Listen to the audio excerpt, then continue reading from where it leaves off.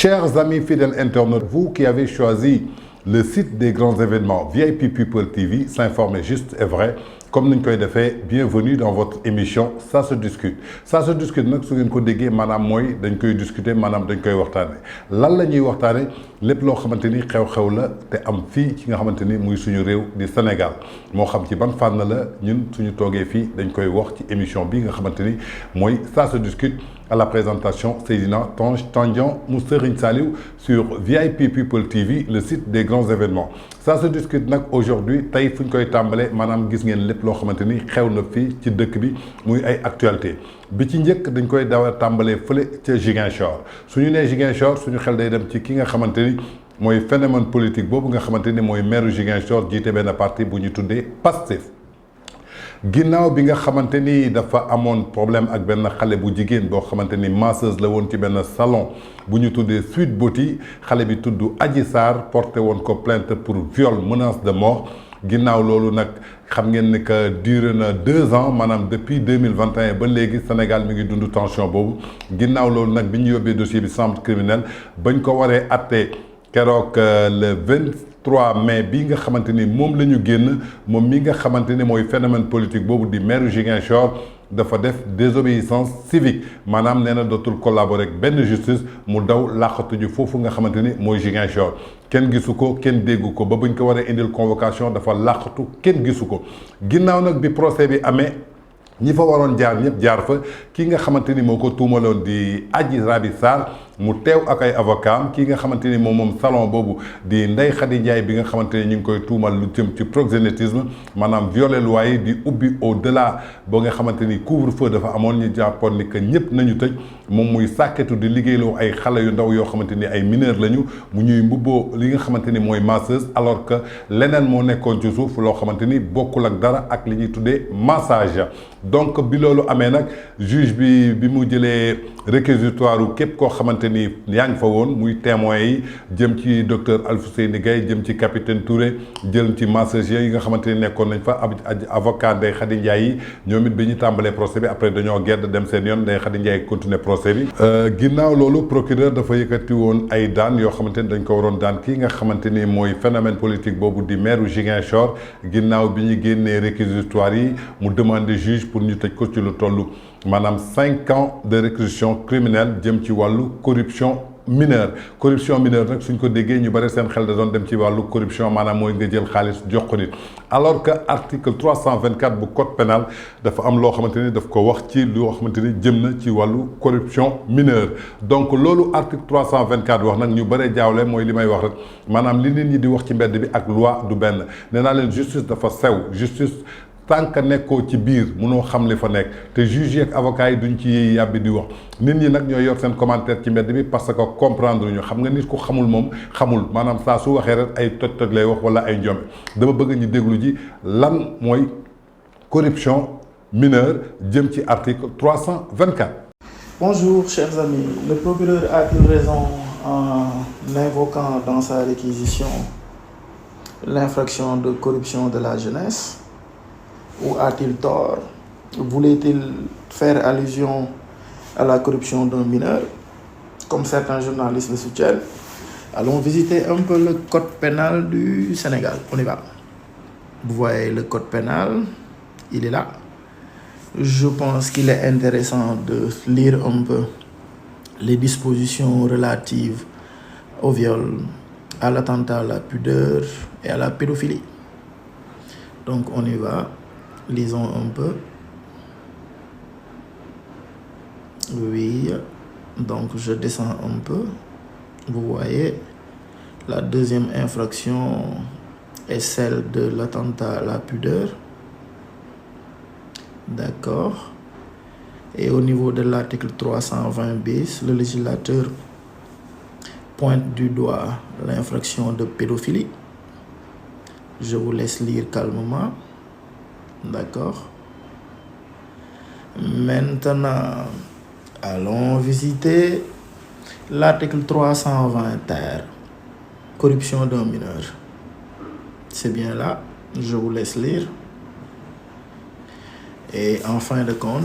on s'est rendu compte que le procureur avait raison. En réalité, il ne s'agit pas de cet article 320 ter, mais il s'agit plutôt de l'article 324 du Code pénal. D'accord? C'est dans cet article que l'on parle et que l'on précise l'infraction de corruption de la jeunesse. Retenez en réalité que la corruption de la jeunesse n'a rien à voir avec la corruption que vous connaissez. Cette infraction en réalité, c'est une infraction à caractère sexuel. D'accord? Par conséquent, certains journalistes qui ont visé l'article 320 ter se sont lourdement trompés en réalité. Il ne s'agit pas de l'article 320 ter dans l'affaire Ousmane Sonko, mais il s'agit plutôt de l'article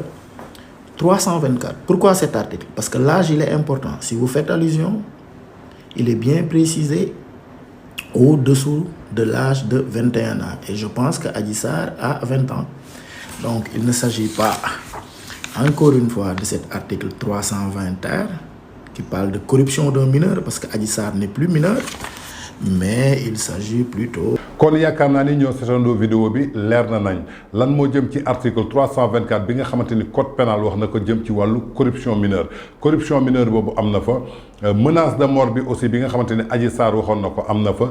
viol boobu ñu doon wax aussi am na fa donc bi loolu amee nag ñuy xaar délibéré bi le 1er juin ginnaaw loolu nag si la ñu gis ni que ki nga xamante ni mooy phénomène politique boobu nekk mairie Ziguinchor te dawoon procès bi def désobéissance civique ne léegi dafay ñibbi si Ndakaaru ndaxte donte procès bi amul donc ce qui prouve ni que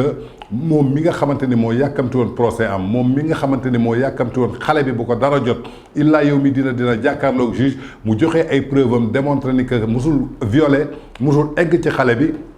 amaana lépp loo xamante ni mi ngi ci dossier bu vide la lépp loo xamante ni mi ngi ci dossier bi dossier complot la moom teewul pour mën a prouver loolu mu doon wax maanaam wax yi ci làmmiñam kese la yemoon maanaam mooy wax yoo xamante ni dafa safaanoog dëgg bi mu nee nag day def caravane de la liberté nee na day jógee Ziguinchor su jógee Ziguinchor maanaam day ñëw Ndakaaru mais caravane la koy def di jaar ci ay dëkkaan mbooloo yu topp ko xale yu topp ko ginnaaw ni que moom bi muy daw di dem toogi Ziguinchor dafa làqatu jël avion am ndànk dugg biir Ziguinchor kenn yëgul kenn tinul ba ñu dégg ni que rek mi ngi biir Ziguinchor waroon na am ngor bu toll ni ñay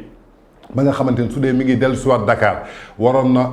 jëlaat avion boobu dugg ci biir këram boobu nga xamante ni mooy cité góor gi donte nee na dafay jaajëfal nit ñi kenn te daw ko jaajëfal ku nekk xam na ni moom mooy monsieur caméra moom mooy monsieur live laala bi cere bi saf na laalo mu teg ay caméra am commencé di ratatati yoo xamante ni moom ci boppam mi koy wax gëmu ko ay soxnaam yi koy seetaan gëmuñu ko ay doomam yi koy seetaan gëmuñu ko ñi ànd ak moom ci coalition gëmuñu ko ñu ànd ak moom ci parti kenn ci ñoom gëmu ko donc mënoon na jaar foofu rek fi mu doon jaar ba nga xamante ni jàmm day am ci réew caravane nag kenn terew ko ku mu neex nga def sa caravane génn dox fu la neex mais caravane pour nga def ko dafa am ay charte ak ay yoon yoo xamante ni da nga fay jaar yoon yi mooy lan maanaam da ngay yëglu yi fan nga yëglu ji maanaam autorité compétent yi nga xamante ni ñoom ñoo war a saytu lépp loo xamante ni jëm na ci kaaraange askan bi ak seen i bien donc foofu nga war a jaar ñoom it ñu xool ni que ndax disposition yi nga jël ak ñoom disposition yi ñoo yor méngoo na ba nga xamante ni mën nga def sa caravane ci jàmm ak salaam ñeneen ñi tamit ñoo xamante ne seen yoon nekkul ci caravane bi dox ci jàmm ak salaam mais loolu yëpp defu ko dafa xëy taal ay otoom bi mu taalee otoom jógee foofu ca Ziguinchor di ngandalu yéeg ci otoom ay xale topp ko xale yi ko topp nag amaana waxoon naa leen ko ci sama émission ba lay passé di Tange Tandian analyse gis ngeen benn xale bi bu mu génnee mandi ba ne tat xamul sax fu mu taxaw di naan j'ai 20 ans grève bi dama dégg grève rek muy taxaw donc nee naa leen ñu mel noonu ñoom ñoo ko topp donc bu mu dajalee ñooñu nga xamante ni xamuñu dara ci àdduna bi jàng école jotee jànguñu bi jàngi métier jotee jàngiwuñu bi jàngi xam-xam jotee jàngiwuñu ñu foowee seen life sacrifié ko tey nag ñooñu amatuñu benn espoir ci seen àdduna donc ci loo leen mënte woore ci àdduna ñoom dañuy dem fekk li ji la si donc ci caravane boobu bu mu tàmbale ñuy dem di dem ba ñuy egg si Kolda bi ñu egsee Kolda ay jàmmaarloo am fa ginnaaw jàmmaarloo yooyu ñu gisaat benn nit boo xamante ni faat nañ ko ji muy loo xamante ni encore ñu ngi koy ñaawlu gis ngeen ni que depuis mars 2021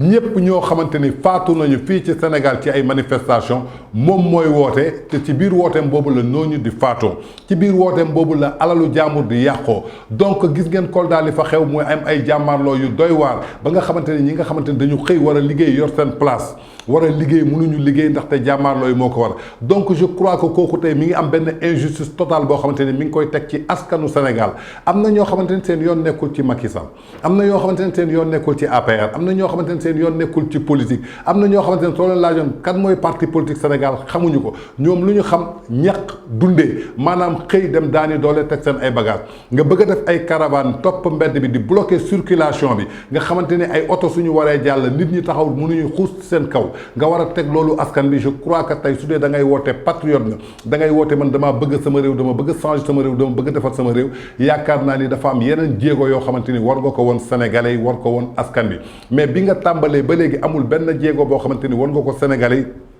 te lu jëm ci acte patriotisme lu jëm ci acte koo xamante ni da nga bëgg sa réew benn jéego nga woneegum maanaam mooy acte rébellion acte de vandalisme acte de banditisme rébellion maanaam mooy lan mooy ñi nga xamante ni ci àll bi lañ nekk di rébellé wu parce que loolu du ñu jaaxal ndaxte sa diggante ak mouvement MFDC yàgg nañ ko xam